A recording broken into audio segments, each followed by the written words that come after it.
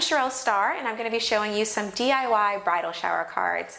You know, two of the cards that you absolutely must have for any bridal shower are the invites and the thank yous.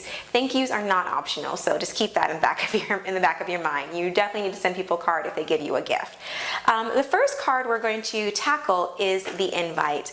You can use any sort of paper for an invite. You can use stock paper, you can use construction paper, you can use craft paper. You just want to make sure it's thick enough and it feels like a card, but you can have some real fun with this. All I did was go on to my home computer. I used Microsoft Word, so nothing fancy, and I found a font that I liked, and I had it, I just printed it right out on some resume paper, so that's the type of paper I used. We're going to fold it in half, and we're going to cut it. Very easy. And don't worry about making it perfect. You can always go back and recut the edges afterwards. And then we're going to fold it in half one more time. And look, you have a card. But if you want to be a little more fun with this, you get some hole punches in these various shapes. You can get them at any sort of craft store around the country. Also, some of the big box stores have them sometimes as well. And you can punch different sorts of shapes in there. I love the flower shapes. So we can punch right at the top. We can punch on the side and on the bottom.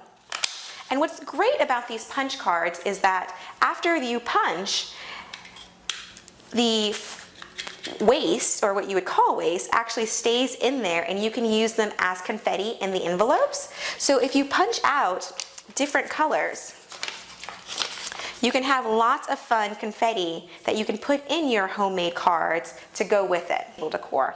So you can do a very, very simple card, or if you cut out different colors, you can actually glue them down on the card and do like a little 3D effect. I use the pink, I use the orange, and I use the tan color as well from my resume paper. And I just laid them down on top of each other and glued them. And it's a very simple project. So we're going to go through and actually make one of the 3D effects on the bridal shower card, on the You're Invited card. The first thing I'm going to do is take one of the flower petals in a color, and I'm actually just going to line it up with the card. And once you get it lined up, just hold your finger there on one of the petals.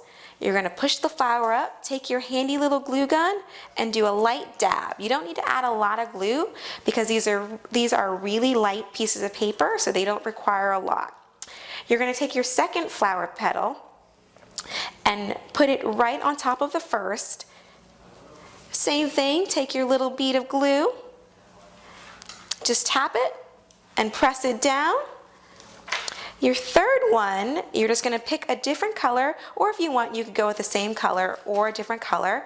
And you're going to take your third petal, put it right on top of the first two. Same thing, little bead of glue with your gun, and press it down. And that's a little 3D flower. You can also do it on the envelopes.